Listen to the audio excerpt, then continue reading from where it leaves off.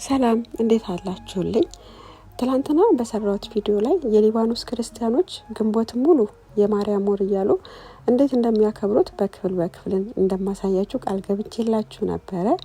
እነሆ ዛሬ ቃሌን አክብሬ ፍጹም የተለየና ነፍስን የሚያረሰርስ ድንቅ ጉዞ ይዤላችሁ ቀርቤያለሁ እና አሁን ለታ እኔም ከነሱ ጋር ብሬ ወደ ታዋቂው የሀርሳ ማርያም ተራራ የሚሄድ ትልቅ እድሉ ነበረኝ። እግዚአብሔር ይመስገን። የሚገርማችሁ ወደ ላይ ለመውጣት 2 ሰዓት ለመመለስ 2 ሰዓት በአጠቃላይ የ4 ሰዓት ሙሉ ቁልቁለትና አቀበቱ በእግር ተጓዝን። በመንገዳችን ላይ ግራና ቀኝ የቅዱሳን የመድኃኔዓለም ምስሎች ተቀምጠዋል። በየመሃሉ ስናልፍ ሁሉም በአንድ ልብ ይጸልዩ ነበረ። ይሄ በጣም ያስደነቁኝና ያስደመሙኝ ተግባራቸው ነበረ።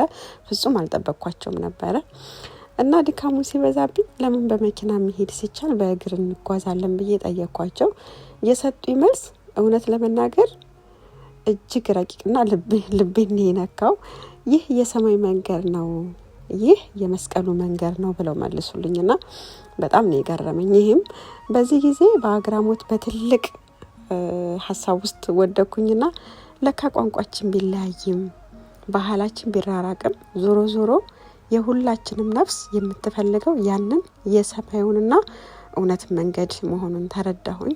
የሰው ልጅ ነፍስ ከምድራዊ ድካም በስተጀርባ ሁሉ ጊዜ ወደ ፈጣሪዋ የምታደርገው ስደትና ፍለጋ አለ እና በዚህ ጉዞ ላይ ፍጹም ያልጠበቅኳቸው ሰዎች ቃላትን ከሚገልጹት በላይ የሆነ እውነተኛ መንፈሳዊን በተግባር አስተምረውኛል።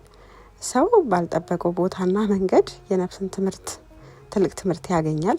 ከነሱ የተማርኩትን ያንን ረቂቅ እውነትና ረቂቅ ጉዟችንን አስደናቂ ትዕይንት በቀጣይ ክፍሎች ደግሞ አካፍላችኋለሁ።